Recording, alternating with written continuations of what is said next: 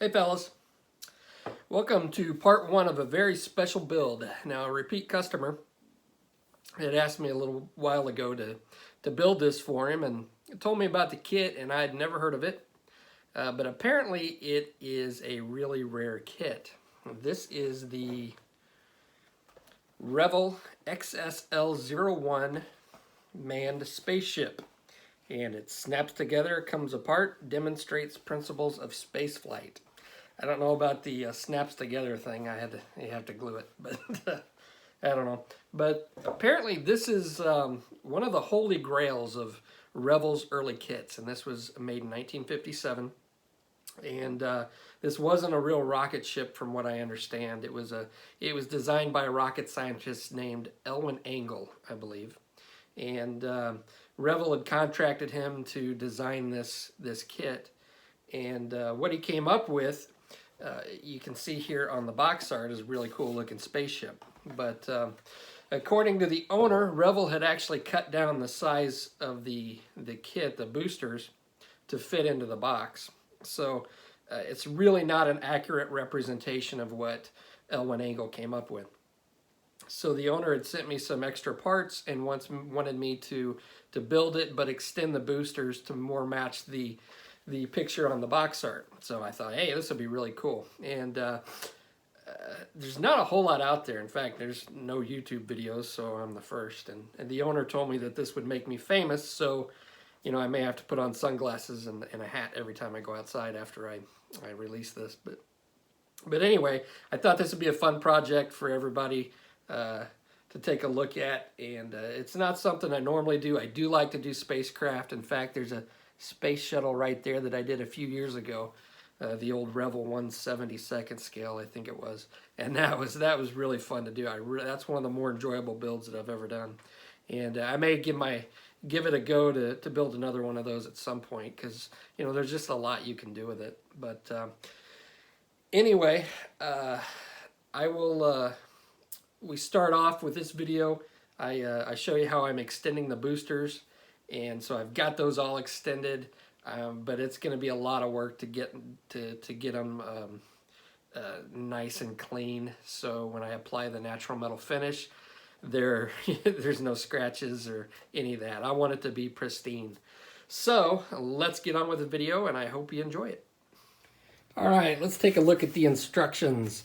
Now I've got to be pretty delicate with these because I am going to send these back to the owner, because I would assume that there's some value in not only the instructions but the box and any spare parts. So this isn't something I'm going to be throwing away. It's a fairly simple kit. What I have found is that the plastic, being so old, is somewhat brittle, so I really have to be careful with that. And I want to build this much the way, as close as possible to the way it was built back then. So all the moving parts I want to have moving. Now there is one section up here that where you can open up some panel on the moon ship, and the owner indicated that he'd probably prefer it be closed. So we're going to go. He sent me an extra piece, so I'm going to close that up.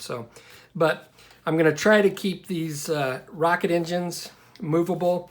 There's some kind of a bracing system that goes up inside of the boosters, and here's one of the boosters that you glue in there, and then this can swivel and move around on underneath one of the boosters. So I'm going to try to do it that way.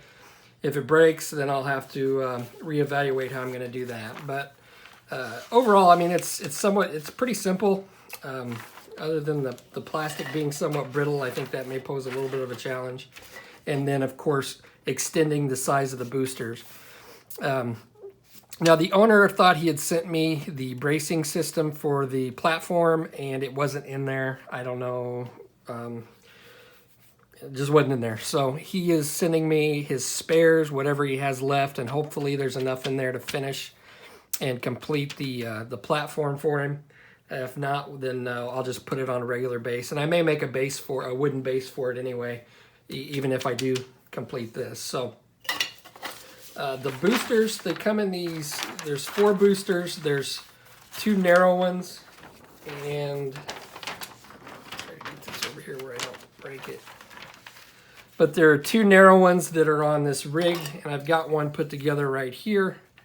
They come together on this little like brace right here, and then there's two bigger diameter boosters that stick, that glue on right here. And from what I understand, they were supposed to be a press fit, but there's no press fitting action going on here. So those are going to have to get glued.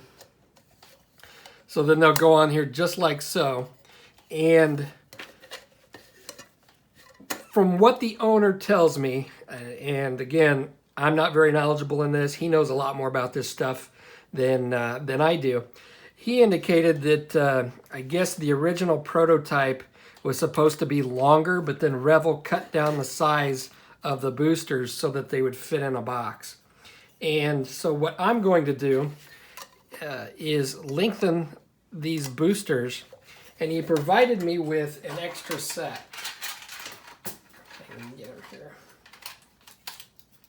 So I've got an extra set, and what I'm planning on doing, and I've already started, is I'm going to cut a section out, and the owner indicated that he estimated it to match the box art to be 1 5/8 inches longer. So I'm taking a section of 1 5/8 inches out of each one of these spares, and I'm going to cut these in half and then insert that section in there. And take a look at the box art and compare it.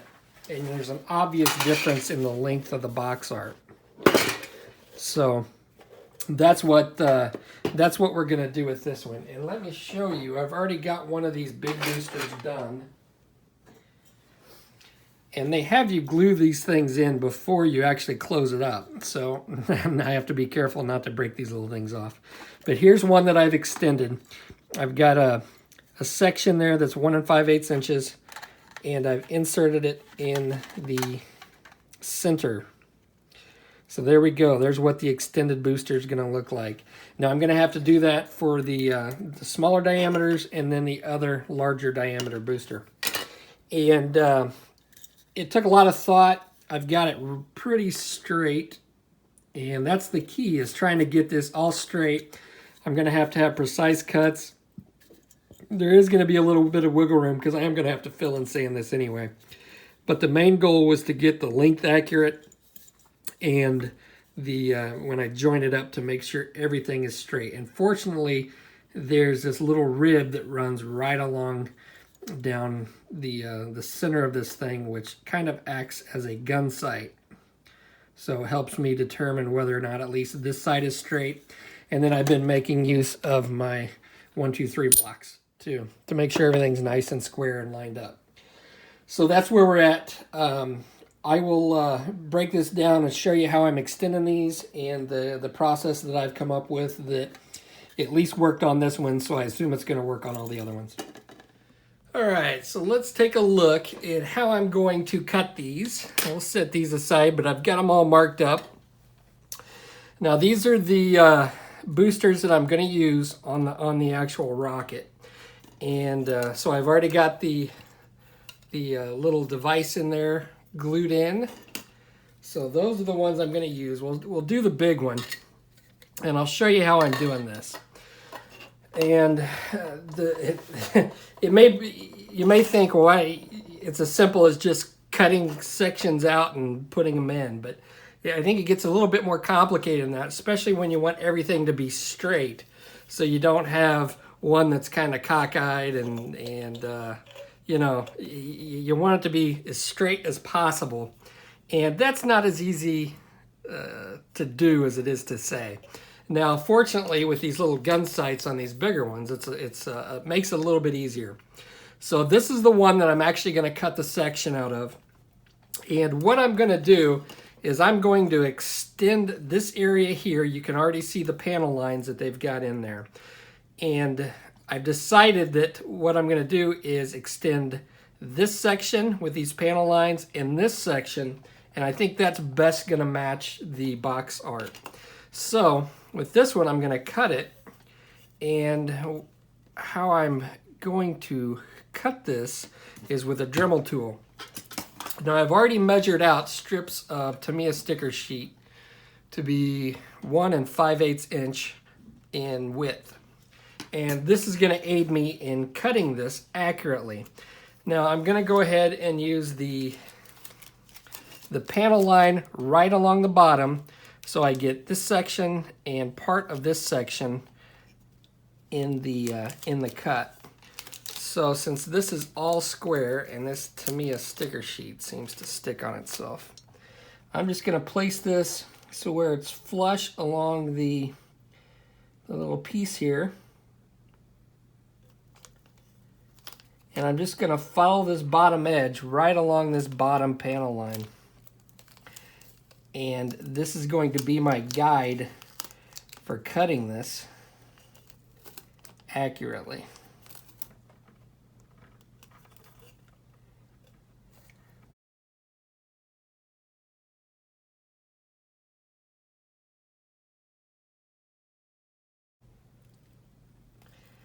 And I'm just going to cut the tape off. Okay. So I'm not concerned about this area or this area. So to make things go a lot quicker, I'm just going to take my Dremel tool and I'm just going to cut. And I'm not cutting right up to the tape. I'm just going to cut on the outside of it.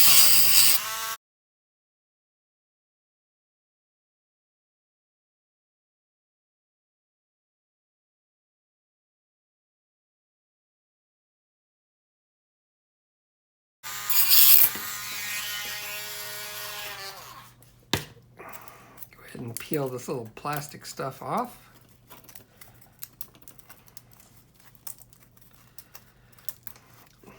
Okay. Now what I'm going to do to get closer is I'll probably take this little Dremel drum sander and go around and get pretty close to the edge of the tape, and then I'll take a file and I'm going to leave just a hair of a lip just to make it just slightly bigger than 1 5/8 inches, because when I come along I'm going to cut this piece right along this bottom panel line. So when I mate this up, I'm going to have this section where they've already got the panel lines extended, as well as this section. So I'm basically doubling the size of each one of these, and I think that's going to give it the best look. But I'm going to cut this with a razor saw. So I'm just going to come along this panel line and get this cut in, and it just takes a lot longer, but it's going to give me a lot accurate of a cut without having to sand anything, because I really don't want to lose any material here. If I come along with this, I mean, you're cutting out a section of material that's at least that thick, and plus you're going to have to do some filing and sanding, and you're just going to lose a lot of material that way. But if I use a razor saw, I'm really going to lose the least amount of material. But even at that, that's why I'm leaving just a little bit of a lip right above the tape. So I'm going to go ahead and get to sanding and filing this until I get it down to where I want it, and get this cut off with the razor saw right at this panel line, and we will come back and look at it. Okay, now I've got my pieces cut. And this is the main section that I'm using, and I cut it with a razor saw. And again, it's not exactly perfect, but it's pretty darn close. And here's the section that I cut out. Take a look at it. It's just a bit above that tape line, so we're going to get rid of this tape and see where we're at. So this should be slightly bigger. Oh, that popped open. That's not good. So I'm going to have to re-glue this. Well, that sucks. This plastic does not take the glue very well, or cement. I don't know if it's because it's old. So I've been using Plastruct. And this is stuff that will pretty much weld anything together. And this seems to work, and it dries really quickly. And these pieces don't exactly fit pristinely together, so I mean, obviously you're going to have seam lines running down both sides of these boosters. Now, I could go ahead and see, this is going to be the bottom. I could go ahead and attach these like this, but I really want to reinforce this, again, because I am shipping it. And this is going to help with adding a little bit of strength if I'm off just a little bit one way or the other. So if I have to tilt it a little bit and I don't have anything inside of there supporting it, like say I have to tilt it like that where there's just a little bit showing, obviously this isn't going to get glued down. So how I'm going to remedy that is I'm just going to take these little styrene tubes that I've cut and we're going to glue these in. And that's going to act as a support and help me align this properly. So I'm just going to take my Plastruct and hammer these down inside of here. And I'll try to get them even, but I don't know that it's that. I don't have to get any calipers out or anything for this part.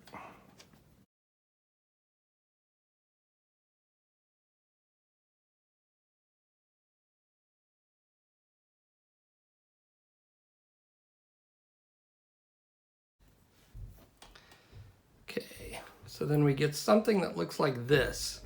I'm going to let this sit up a bit, and then once I do that, I'm going to employ some of my sprue goo, and I'm going to place that along these little posts, and then we're going to insert it and fit it up to here.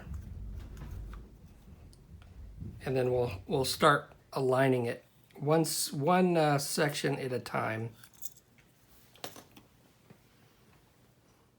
Okay, so I've got my 1, 2, 3 blocks on here, and I don't really want to put a vise on here because these are hollow and the seams didn't really glue up as well as I'd like, so I'm not really going to squish it. So I don't really want to put a big vise on it. Now, this is the section right here because the panel lines match up. And since I only have one of this, like this raised rib on one side, I know exactly where it's going to go. So it's just going to mate up here just like this. So I'm going to take some of my sprue goo, and this stuff I've used with Tamiya Extra Thin, and I think Hasagawa sprue. It just seems to work the best. Let me get a brush out. I got a brush that I use for this. And I will just, whoa. My kids are home because of the coronavirus, and hopefully they stay upstairs. They get really loud.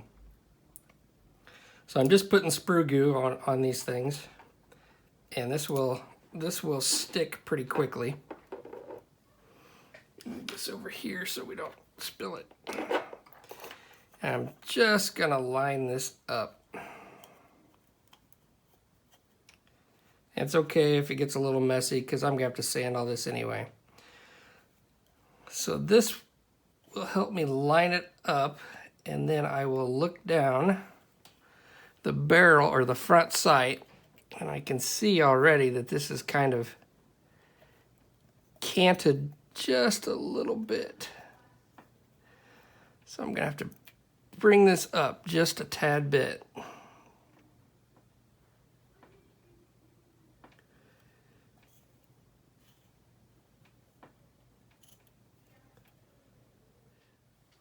It looks pretty straight there. So I'm just going to have to try to get it right where I need it, and there is a little bit of a gap, so I was off somewhere. But that's okay.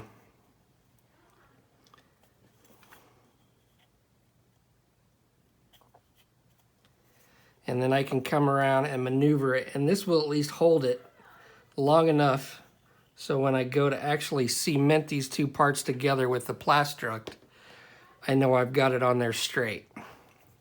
So I'm just going to work with this and try to keep it as straight as possible. And keep looking down, seeing where I have issues.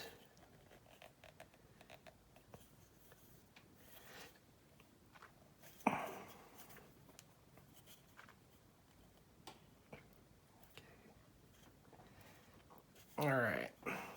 So then once I get this situated and then glued down with the Plastruct, then I will come back and then I will do the same thing with this bottom piece right here and align that exactly the same way. So that's how I'm doing this. All right, the reason that I've got these 1, 2, 3 blocks down here is while I let the glue set up, I put it in between here because I know these are both square. So I've got it square on at least 3 sides, and then I can see along the top that it's lined up and it looks good. So I've just got this down here while it sets up, and that's where it will stay for at least another hour. And then we'll come back and I will put the top piece on exactly the same way. All right, fellas. Now let's take a look. I've got all the cylinders extended, as we can see here, and they do match up. So I did something right. Yay. So they're all extended 1 5/8 inches longer. So I was hoping to save the panel lines on here. They're real faint, but I was going to rescribe them. I think I'm just going to have to sand over them because this is kind of somewhat of a mess. Trying to get this straight, and these parts didn't really fit together all that well once you get down to it. I'm just going to have to fill and sand and try to get these smooth first, shoot them with a coat of primer, and then rescribe panel lines. So they're all basic shapes. It is going to be somewhat of a task to get them all even, but you know, it is what it is, and that's just that's the route that I'm going to go. Now, the top here, this is going to be exposed if you pull the moon ship off, so I want this to be pretty clean. Obviously, there's a crease in, or a seam line in here that I'd want to take care of because that just looks kind of ugly. Not that you're probably ever going to see it unless you take the moon ship off, but still. Now you could come in here and fill it in with putty and try to sand, but that's going to be somewhat difficult. And there's a lot easier way to do this, and that's going to be to fill it with plastic card like I've done here. So I've just cut a circle. A lot of times when I cut circles in plastic card, I just use my Cricut, and it's, you know, pretty simple. But I know a lot of you guys probably don't have a Cricut. So what you can do is I've got this really inexpensive circle template. It is plastic. And rather than using this with an X-Acto blade, because the X-Acto blade is going to cut into the plastic template, and I've never really found it that easy to be cutting a circle out with an X-Acto blade because you have to keep turning it. I'm just not that skilled. So instead, to cut this out, I use one of these dental picks that I use for scribing circular shapes on models. So I just put my template down, and I'm going to take my little dental pick, and I'm just going to basically start scribing the circle into the plastic card. And what's nice about this plastic card is that you don't have to cut all the way through it. You basically score a line in it, and then you can break it apart to get your circle shape. Now it is going to require a little bit of sanding around the edges, but that's not that big of a problem.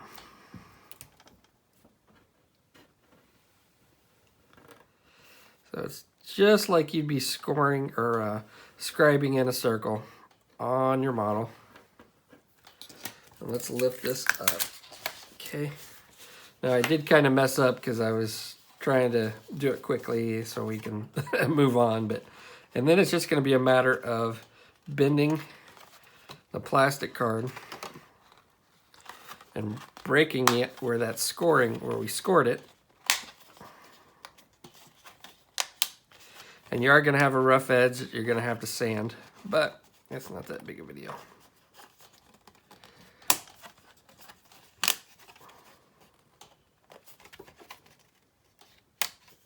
Okay, now we got our circle, and I will just take my sanding stick, clean up that edge.